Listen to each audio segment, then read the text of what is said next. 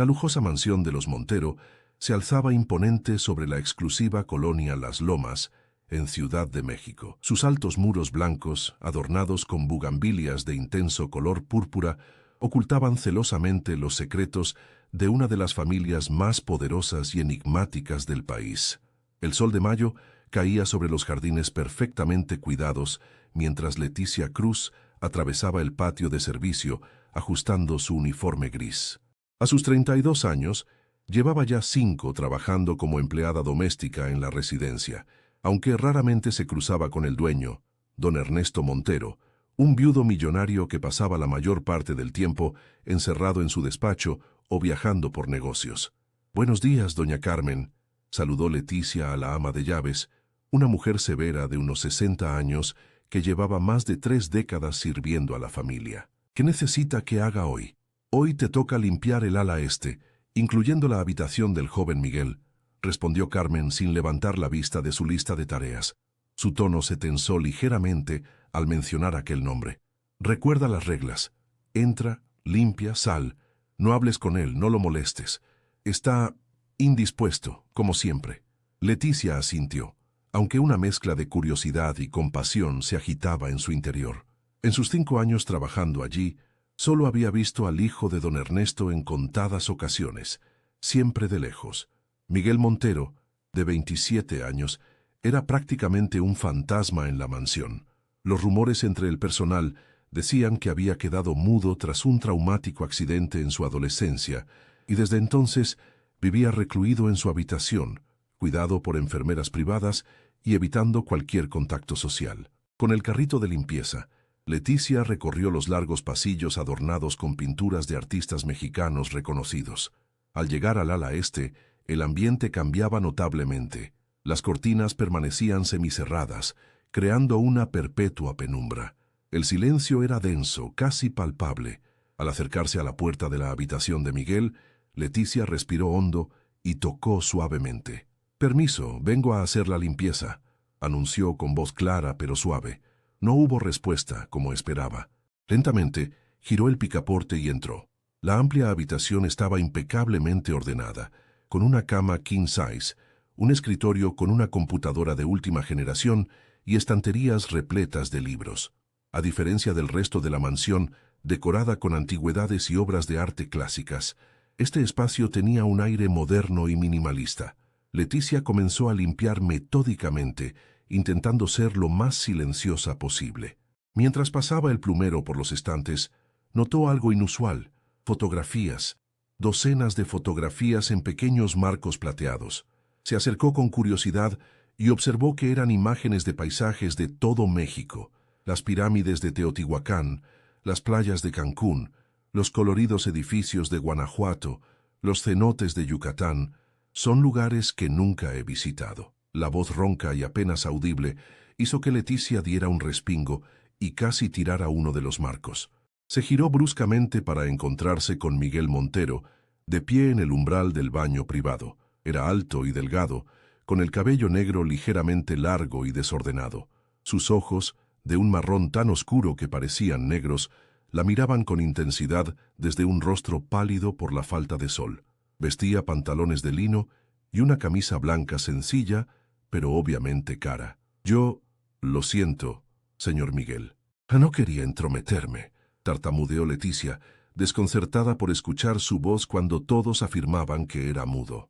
Miguel se acercó lentamente, con movimientos cautelosos como los de un animal desconfiado. Cuando estuvo a menos de 1 metro de ella, señaló una de las fotografías. Un mercado tradicional en Oaxaca, lleno de colores y vida. «Mi madre era de allí», dijo con aquella voz áspera por el desuso. «Nunca me llevó». Leticia permaneció inmóvil, dividida entre el protocolo de no entablar conversación y la compasión que sentía por aquel hombre evidentemente solitario. «Es un lugar hermoso», se atrevió a decir finalmente. «Yo fui una vez, cuando era niña. Los mercados huelen a chocolate y flores». Una sombra de sonrisa apareció brevemente en el rostro de Miguel. Dio un paso más hacia ella y, para absoluta sorpresa de Leticia, se inclinó hasta que sus labios quedaron cerca de su oído. «Sotano», susurró tan bajo que Leticia apenas lo escuchó. «Detrás del cuadro de la Virgen, la verdad sobre mi madre». Antes de que pudiera reaccionar, la puerta de la habitación se abrió de golpe. Carmen apareció con expresión severa, sus ojos entrecerrados con sospecha al ver la proximidad entre ambos. «¿Qué está pasando aquí?», exigió saber con voz cortante. «Leticia, sabes perfectamente que no debes molestar al joven Miguel». Miguel retrocedió inmediatamente, su rostro volviendo a una máscara inexpresiva. Se dio la vuelta y caminó hacia la ventana, dándoles la espalda. «No estaba molestándolo, doña Carmen», se defendió Leticia. «Solo estaba limpiando y...» «Fuera», ordenó Carmen. «Terminaré yo misma aquí. Ve a ayudar a la cocina». Con el corazón latiendo aceleradamente, Leticia salió de la habitación. Las palabras de Miguel resonaban en su mente como un enigma inquietante. Sótano, detrás del cuadro de la Virgen, la verdad sobre mi madre. ¿Qué podría significar? ¿Y por qué se lo había dicho a ella, una simple empleada que apenas conocía? Mientras bajaba las escaleras hacia la cocina, Leticia no podía dejar de pensar en la mirada de Miguel. Había visto desesperación en aquellos ojos oscuros, pero también algo más. ¿Esperanza?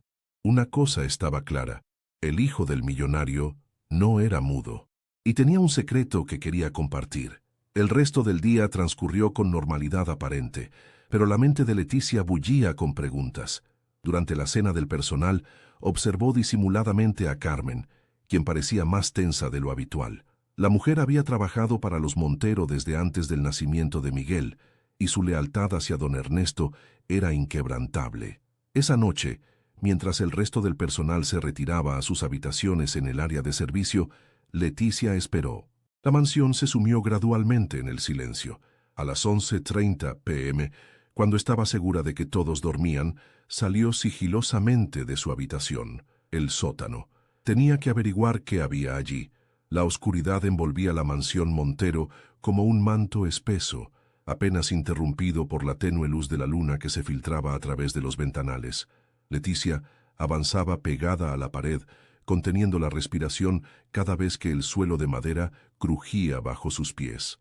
Conocía bien la casa después de 5 años, pero nunca había tenido motivos para explorar el sótano, un lugar reservado exclusivamente para don Ernesto y, ocasionalmente, Carmen. La entrada al sótano estaba ubicada tras una discreta puerta en el pasillo que conducía a la cocina. Leticia giró el picaporte con cuidado, agradeciendo que las bisagras estuvieran bien aceitadas. Una escalera estrecha descendía hacia la oscuridad. Encendió la linterna de su celular, manteniendo el brillo al mínimo. El sótano era sorprendentemente amplio y estaba dividido en varias secciones. Una parte funcionaba como bodega de vinos, con estanterías que albergaban botellas de todas partes del mundo. Otra sección contenía cajas con documentos antiguos y objetos familiares, pero lo que llamó la atención de Leticia fue un pequeño espacio al fondo, separado por una cortina de terciopelo rojo. Al apartarla, se encontró con lo que parecía un altar. En el centro, un cuadro de la Virgen de Guadalupe, bellamente enmarcado en plata. Debajo había fotografías, velas apagadas y pequeños recuerdos. Un peine de carey, un frasco de perfume antiguo, un rosario de perlas. Era un altar dedicado a alguien fallecido, como tantos otros en los hogares mexicanos. «Detrás del cuadro de la Virgen», había dicho Miguel. Con manos temblorosas, Leticia descolgó cuidadosamente el cuadro. Detrás, empotrada en la pared, había una pequeña caja fuerte digital. Su corazón se aceleró. ¿Cómo iba a abrirla sin la combinación? Observó detenidamente el altar buscando alguna pista. Entre las fotografías, una llamó su atención. Una mujer joven y hermosa, de unos 20 años, con cabello negro y los mismos ojos intensos de Miguel. Por la fecha en la esquina, la foto era de 1997. Debía ser Sofía Vega, la difunta esposa de don Ernesto y madre de Miguel. Leticia tomó la fotografía y la examinó. Al darle la vuelta, encontró una inscripción manuscrita. Sofía, 05.07.1997, Oaxaca. Nuestro secreto comienza. 5 números. 05007 de 197.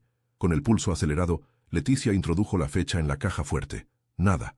Probó con diferentes combinaciones de los mismos dígitos, hasta que, finalmente, con 07C5197, escuchó un suave clic. La caja se abrió, revelando varios documentos, un pequeño cuaderno y un USB.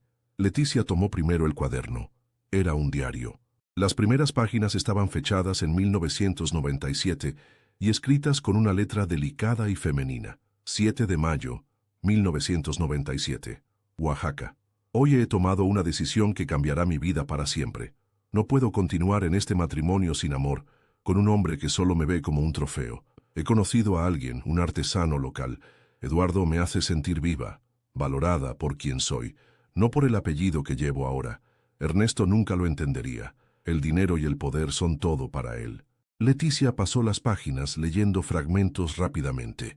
El diario contaba la historia de un romance secreto entre Sofía y un artesano oaxaqueño llamado Eduardo Reyes, mientras ella estaba supuestamente de vacaciones en su tierra natal.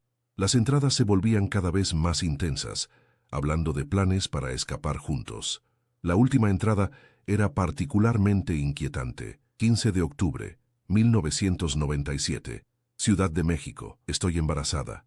El médico lo confirmó hoy. Ernesto cree que el hijo es suyo, pero yo sé la verdad. Este bebé es de Eduardo, fruto de nuestro amor. Ernesto ha estado tan ocupado con sus negocios que ni siquiera ha notado que llevábamos meses sin intimidad antes de Oaxaca. He intentado contactar a Eduardo para decirle, pero su teléfono ya no existe.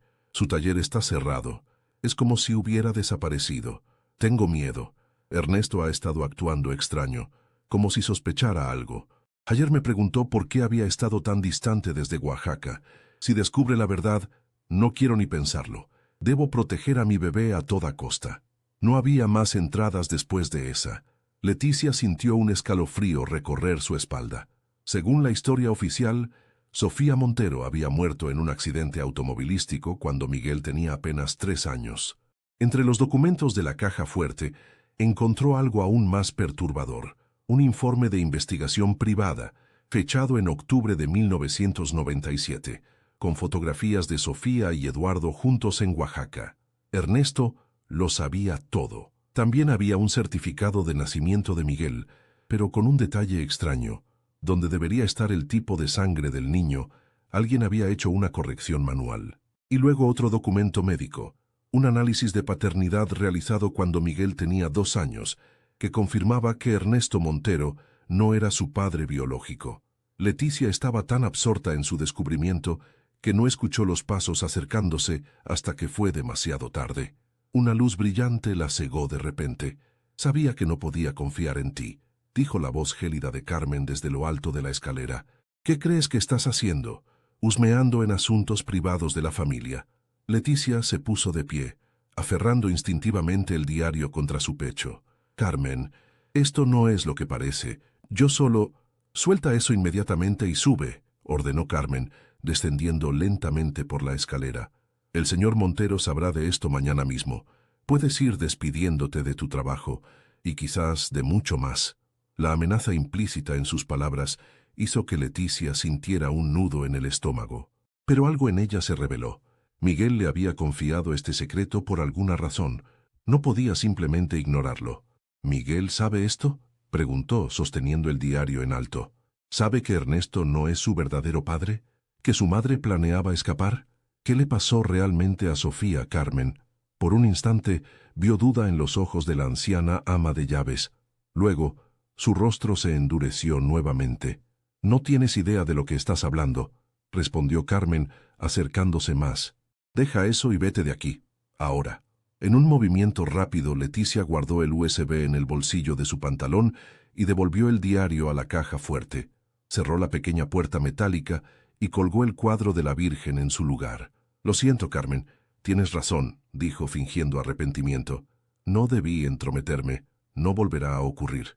Carmen la estudió con desconfianza, pero finalmente asintió secamente. «Sube a tu habitación. Mañana hablaremos de esto». Mientras subían las escaleras en tenso silencio, Leticia sabía que había cruzado un punto sin retorno. Carmen la vigilaría de cerca, y era probable que don Ernesto la despidiera al día siguiente. Pero tenía el USB, y con suerte, contendría más pruebas. Lo que no esperaba era encontrar a Miguel esperándola en el pasillo oscuro, junto a la puerta de su habitación. «¿Lo encontraste?», susurró él, con aquella voz áspera que tan pocas veces utilizaba. Leticia asintió levemente. consciente de que Carmen podía aparecer en cualquier momento. Tu madre, ella... Lo sé, interrumpió Miguel, o al menos lo sospecho, pero necesito pruebas, necesito la verdad. ¿Por qué yo?, preguntó Leticia. ¿Por qué confiarme esto a mí? Los ojos oscuros de Miguel brillaron en la penumbra. Porque te he observado durante años.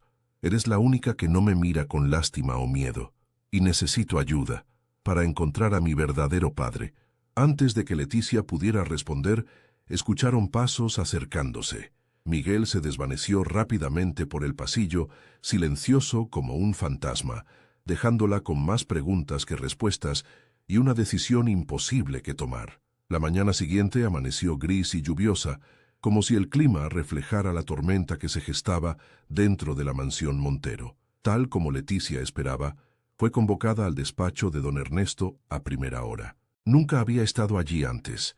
El espacio intimidante, con sus paredes cubiertas de libros antiguos y muebles de caoba, parecía diseñado para hacer sentir pequeño a cualquiera que entrara. Ernesto Montero, un hombre de 65 años con cabello cano perfectamente peinado y traje hecho a medida, la observaba desde detrás de su escritorio, con ojos fríos y calculadores. A su lado, de pie como un centinela, estaba Carmen. Carmen me ha informado de su curiosidad indebida, señorita Cruz, comenzó don Ernesto con voz pausada pero cortante. En esta casa valoramos la lealtad y la discreción por encima de todo. Leticia mantuvo la compostura, aunque su corazón latía desbocado. Señor Montero, le pido disculpas si he ofendido de alguna manera. Solo estaba... Ahórrese las excusas, interrumpió él, levantando una mano. Normalmente, esto resultaría en un despido inmediato. Sin embargo, una pausa calculada. Ernesto intercambió una mirada con Carmen antes de continuar. Mi hijo parece haber desarrollado cierta confianza hacia usted. Miguel habla tan poco que cualquier interacción positiva es valiosa. Por esta única razón, estoy dispuesto a pasar por alto su indiscreción, con la condición de que olvide completamente lo que vio anoche. Leticia no pudo ocultar su sorpresa. No era el resultado que esperaba. Sofía, mi difunta esposa, tuvo problemas mentales graves, continuó don Ernesto, su voz suavizándose artificialmente. Sus delirios la llevaron a escribir fantasías, historias inventadas. Miguel heredó cierta inestabilidad de ella. Por su propio bien, hemos mantenido algunos asuntos en privado. ¿Comprende lo delicado de la situación? La mentira era tan evidente que Leticia tuvo que morderse la lengua para no replicar. En cambio, asintió sumisamente. Comprendo, señor. Y agradezco su comprensión. Excelente, sonrió don Ernesto, aunque la sonrisa no alcanzó sus ojos. Puede retirarse. Y recuerde, señorita Cruz, la lealtad se recompensa generosamente en esta casa. Al salir del despacho, Leticia se sentía atrapada en una telaraña de mentiras. El USB que había escondido en su habitación pesaba en su conciencia como plomo.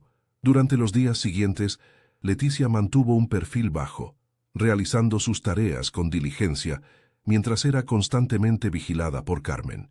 Sin embargo, encontró momentos para revisar el contenido del USB en su celular.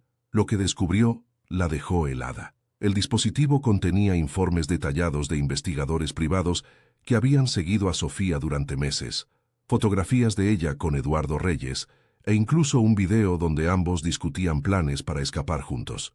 Pero lo más perturbador era un informe policial que nunca se hizo público. El accidente automovilístico donde supuestamente murió Sofía mostraba signos de manipulación en los frenos del vehículo. En uno de sus escasos encuentros furtivos con Miguel, Leticia le mostró lo que había encontrado. Siempre supe que algo no encajaba, murmuró Miguel, sentado en un rincón oculto del jardín durante los minutos que ambos habían podido escabullirse. Mi padre nunca me ha mirado como a un hijo.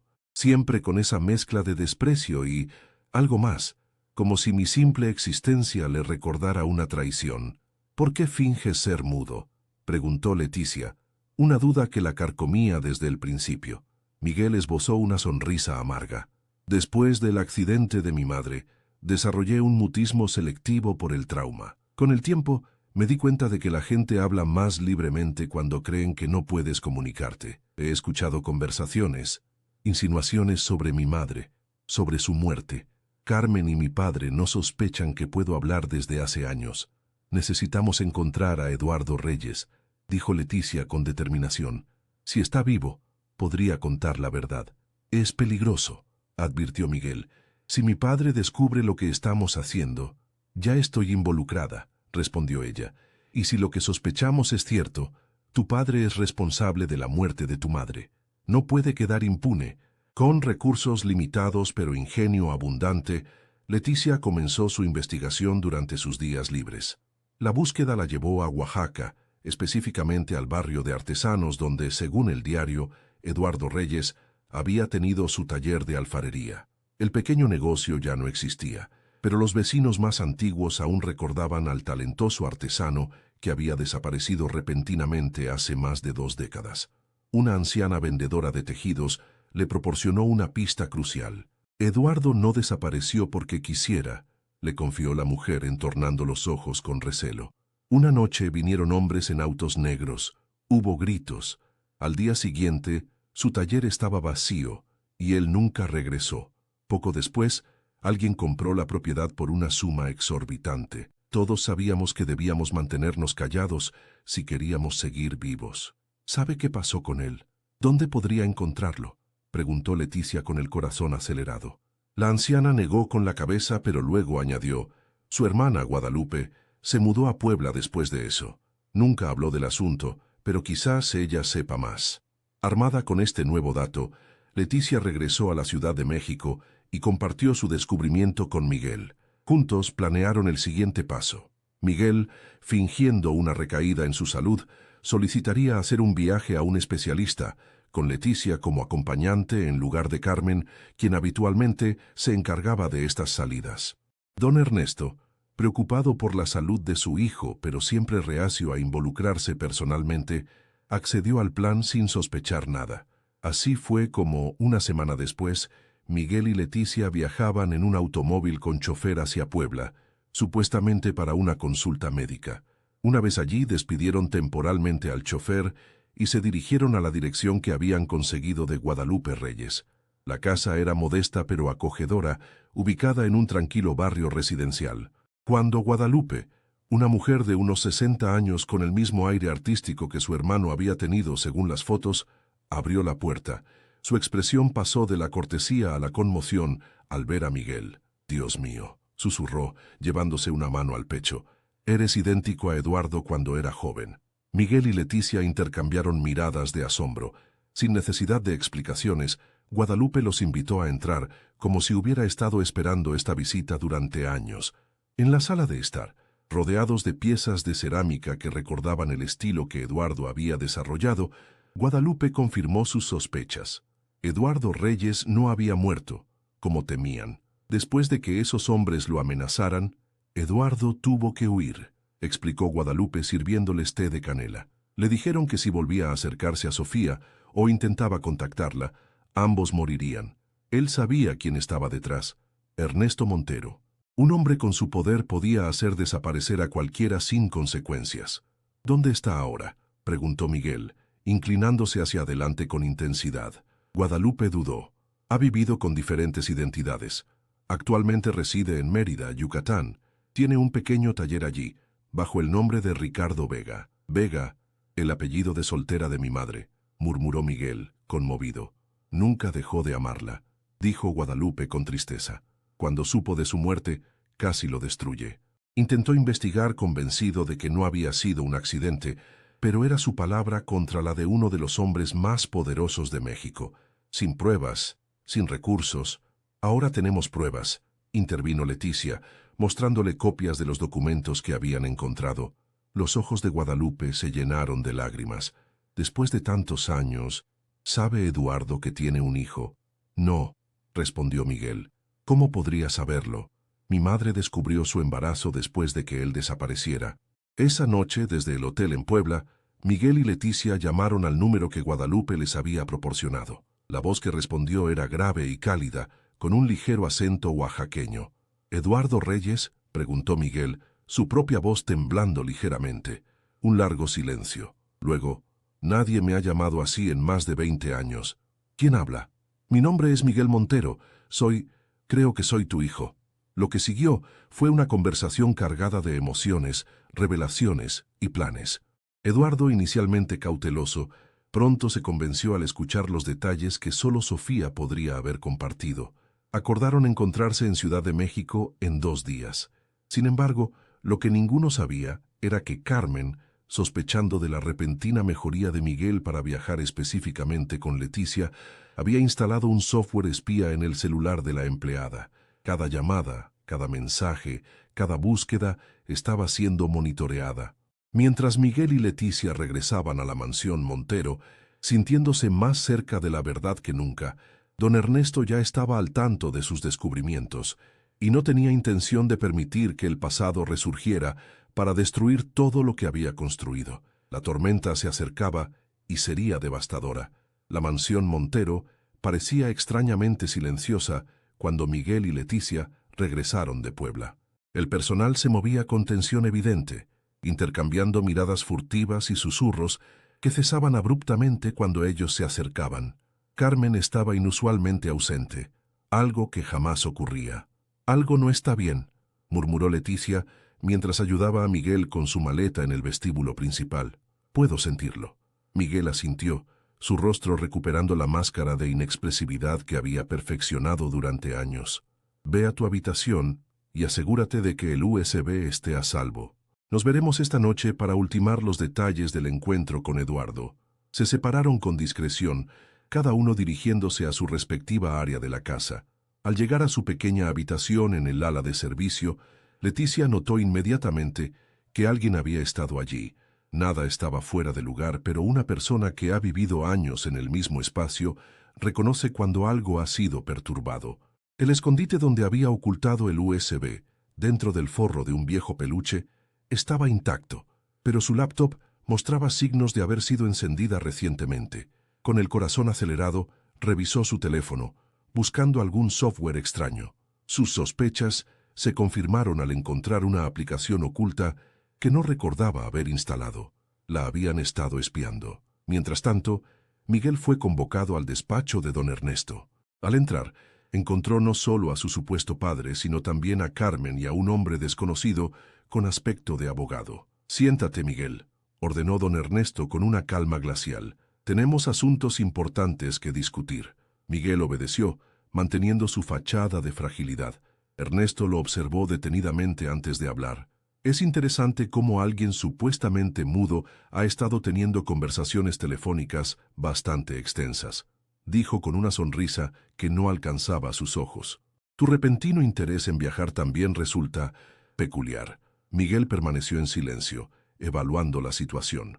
El juego había terminado, pero no estaba dispuesto a ceder tan fácilmente. «¿No tienes nada que decir?», continuó don Ernesto, inclinándose hacia adelante. «¿O prefieres seguir fingiendo que no puedes hablar, como has hecho durante todos estos años?» «¿Qué quieres que diga?», respondió finalmente Miguel, su voz clara y firme, abandonando por completo su actuación. «Que descubrí que asesinaste a mi madre, que sé que no soy tu hijo biológico, que has estado mintiéndome toda mi vida». La expresión de don Ernesto se endureció, pero mantuvo la compostura. «Siempre supe que tenías el espíritu rebelde de Sofía. Una lástima que también heredara su tendencia a la fantasía y la traición». Se volvió hacia el abogado. «Señor Vázquez, por favor, explíquele a Miguel las implicaciones legales de su situación». El hombre carraspeó y extrajo varios documentos de su maletín.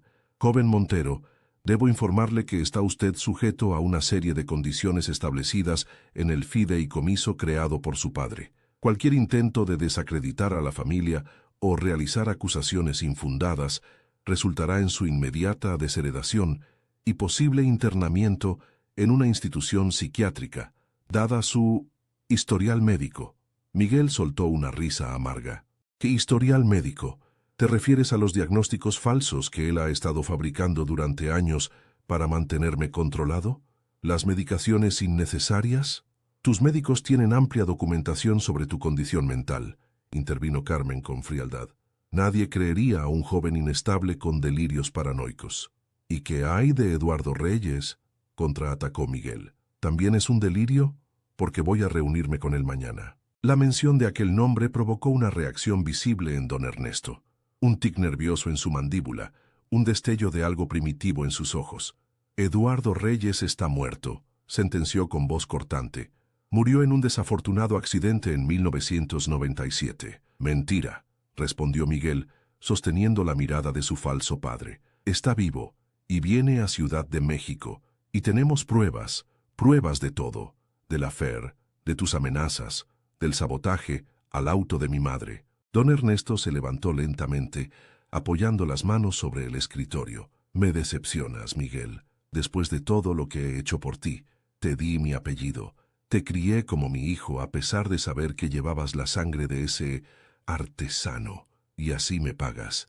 Se volvió hacia Carmen. Asegúrate de que Miguel no salga de su habitación hasta nuevo aviso. Y encárgate de esa empleada entrometida. Quiero que desaparezca esta misma noche. El tono casual con que pronunció aquella sentencia heló la sangre de Miguel. No era una simple amenaza de despido, era algo mucho más siniestro. Si le haces daño a Leticia, te juro que... comenzó Miguel, poniéndose de pie abruptamente. Dos hombres corpulentos, guardaespaldas que Miguel había visto ocasionalmente en la mansión, entraron al despacho como si hubieran estado esperando una señal. «Lleven al joven Miguel a su habitación», ordenó don Ernesto. «Necesita descansar. Está teniendo otro de sus episodios». Mientras era escoltado fuera del despacho, Miguel lanzó una última mirada desafiante a Ernesto. «La verdad saldrá a la luz. No podrás enterrarla para siempre». En ese mismo momento, Leticia comprendía el peligro inminente. Consciente de que probablemente estaba siendo vigilada, tomó una decisión arriesgada: fingir normalidad mientras planeaba su escape. Con movimientos naturales, guardó algunas pertenencias esenciales en una bolsa de mano, incluyendo el USB con las pruebas, y esperó el momento oportuno. La oportunidad llegó durante la cena del personal, cuando Carmen la llamó a la oficina administrativa. Leticia sabía que era una trampa, pero en lugar de dirigirse allí, se escabulló hacia el ala este de la mansión. Necesitaba advertir a Miguel. Encontró su habitación custodiada por uno de los guardaespaldas. Utilizando su conocimiento de los pasadizos de servicio, logró acceder por una entrada secundaria que conectaba con el baño privado de la suite. Miguel estaba sentado en su cama, con la mirada perdida en la ventana. Se sobresaltó al verla emerger del baño. «Leticia», susurró con alivio. «Pensé que ya te habrían...». «No hay tiempo», interrumpió ella. «Saben todo. Carmen instaló un software espía en mi teléfono. Tenemos que salir de aquí ahora mismo». Miguel asintió, su rostro transformándose en una máscara de determinación. «Hay una salida de emergencia en el invernadero. Podemos llegar allí por el pasillo de servicio. ¿Tienes el USB?» Leticia asintió, mostrándole la pequeña memoria. «También hice copias digitales y las envié a una cuenta segura». «Inteligente», sonrió Miguel brevemente. «Eduardo llegará mañana. Si logramos reunirnos con él, primero tenemos que sobrevivir esta noche», insistió Leticia, abriendo cautelosamente la puerta del baño para comprobar que el pasillo de servicio estuviera despejado. La escapada a través de los pasadizos de la mansión fue una secuencia tensa de carreras cortas y escondites precipitados. En 2 ocasiones casi fueron descubiertos por el personal, que evidentemente había sido alertado sobre su búsqueda. Finalmente, alcanzaron el invernadero, una estructura de cristal y hierro forjado donde don Ernesto cultivaba orquídeas exóticas. «La puerta está al fondo, detrás de esa enredadera», indicó Miguel. Estaban a punto de alcanzarla cuando las luces se encendieron de golpe, cegándolos momentáneamente. Al recuperar la visión, se encontraron rodeados por Carmen, los 2 guardaespaldas, y para su horror, don Ernesto, quien sostenía una pistola. «¡Qué conmovedor!», dijo con falsa dulzura. El falso heredero y la sirvienta, escapando juntos como en una telenovela barata. Leticia dio un paso al frente, interponiéndose instintivamente entre Miguel y el arma. «Sabemos lo que hiciste, Ernesto.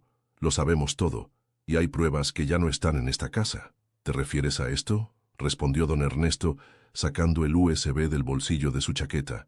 «Carmen lo encontró antes de que regresaran de Puebla. Un escondite bastante obvio, debo decir». El corazón de Leticia se hundió, pero mantuvo la compostura. Aún tenían las copias digitales, aunque no podía mencionarlas sin revelar su última carta. «¿Y ahora qué?», preguntó Miguel con desafío. «¿Vas a matarnos a los 2? ¿Añadir 2 asesinatos más a tu conciencia? La expresión de don Ernesto se tornó sombría. No entiendes nada, Miguel. Nunca lo has entendido. Todo lo que he hecho, lo hice por el bien de la familia, por el legado Montero. ¿El legado Montero?, escupió Miguel con desprecio. ¿Qué legado? Mentiras, manipulación, asesinato. Algo cambió en los ojos de don Ernesto, un destello de vulnerabilidad que Leticia nunca había visto antes. La amaba, dijo con voz quebrada.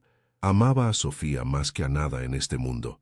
Le di todo: lujos, posición social, seguridad, y ella me pagó acostándose con un don nadie, un artesano sin futuro. La mantuviste como a una prisionera en una jaula dorada, respondió Miguel. Ella quería libertad, quería amor verdadero. Yo le di amor, rugió don Ernesto, su compostura desmoronándose por completo. Le di todo mi corazón, excepto respeto, intervino Leticia, excepto la libertad de elegir su propio camino. Don Ernesto respiraba agitadamente, el arma temblando ligeramente en su mano. El accidente no fue planeado. Solo quería asustarla, hacer que recapacitara. Nunca pensé que los frenos fallarían completamente en esa curva. La confesión flotó en el aire del invernadero, pesada como plomo. Carmen cerró los ojos, como si el peso de aquel secreto, guardado durante tantos años, finalmente la doblegara. ¿Y después de matarla qué?, presionó Miguel, su voz cargada de emoción contenida. ¿Decidiste criar al hijo de tu rival como si fuera tuyo? ¿Por qué no deshacerte de mí también? Eres parte de Sofía, respondió don Ernesto con una tristeza que parecía genuina. Lo único que me quedaba de ella. No podía... A pesar de todo, no podía hacerte daño. Así que en lugar de eso me mantuviste prisionero, dijo Miguel. Me medicaste, me hiciste creer que estaba mentalmente inestable, me aislaste del mundo. Un ruido en la entrada del invernadero interrumpió la tensa confrontación. Todos se volvieron para ver a un hombre de unos 50 años, con cabello entrecano y ojos intensamente familiares. Eduardo, susurró don Ernesto, como si viera un fantasma. Eduardo Reyes avanzó lentamente hacia el grupo, sus ojos fijos en Miguel, reconociendo en él sus propios rasgos mezclados con los de Sofía. Llegué antes, dijo simplemente. No podía esperar para conocer a mi hijo. El arma en la mano de don Ernesto ahora apuntaba hacia Eduardo. Deberías haberte quedado muerto, Reyes. Era lo mejor para todos. ¿Lo mejor para quién?, respondió Eduardo con calma. ¿Para ti?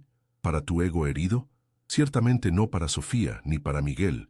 La tensión era palpable, un fino hilo a punto de romperse. Leticia observaba la escena, calculando sus opciones, consciente de que cualquier movimiento podría desencadenar una tragedia. Fue entonces cuando sonaron las sirenas policiales, acercándose rápidamente a la mansión. Don Ernesto palideció. ¿Qué has hecho?, preguntó a Leticia, su voz apenas un susurro. Programé un correo electrónico, respondió ella. Si no lo detenía antes de las 9, se enviaría automáticamente a la policía con todas las pruebas adjuntas, incluida la confesión que acaba de hacer. Don Ernesto miró su reloj. 9:15 p.m. Su rostro reflejó derrota absoluta. Lentamente, bajó el arma. 25 años, murmuró. 25 años guardando este secreto, construyendo este imperio, protegiendo el nombre Montero. Y todo termina así. Las patrullas se detuvieron frente a la mansión, sus luces rojas y azules iluminando fantasmagóricamente el invernadero a través de los cristales. Carmen, como despertando de un largo trance, se adelantó. Señor, podemos explicarlo. Decir que Miguel tuvo un episodio psicótico, que estos dos conspiraron... No, Carmen, interrumpió don Ernesto con una extraña serenidad. Se acabó. El peso de la verdad es demasiado grande para seguir cargándolo. Miró a Miguel, y por primera vez no había cálculo en sus ojos, solo un profundo y genuino remordimiento. Lo siento. Sé que no significa nada después de todo lo que he hecho, pero lo siento. Mientras los oficiales irrumpían en el invernadero, Miguel se acercó a Eduardo. Padre e hijo se miraron en silencio, reconociéndose mutuamente tras décadas de separación forzada. Tenemos mucho de qué hablar, dijo Eduardo con voz emocionada. Miguel asintió volviéndose brevemente hacia Leticia, quien observaba la escena con una mezcla de alivio y melancolía. Los tres tenemos mucho de qué hablar. En los días siguientes, mientras el escándalo sacudía a la alta sociedad mexicana, y los medios se volcaban en cubrir la caída del Imperio Montero, Miguel, Eduardo y Leticia iniciaron un proceso de sanación y descubrimiento mutuo. La mansión, ahora vacía de sus oscuros secretos, quedó como un recordatorio silencioso de cómo la verdad, por dolorosa que sea, siempre encuentra su camino hacia la luz. Don Ernesto Montero fue procesado por homicidio culposo y obstrucción de la justicia. Carmen, como cómplice, también enfrentó cargos.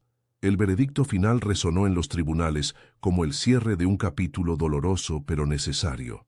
Meses después, en un pequeño taller de cerámica en Oaxaca, Miguel aprendía el arte que había sido la pasión de su verdadero padre. Sus manos, antes inquietas e inseguras, encontraban ahora propósito moldeando el barro húmedo.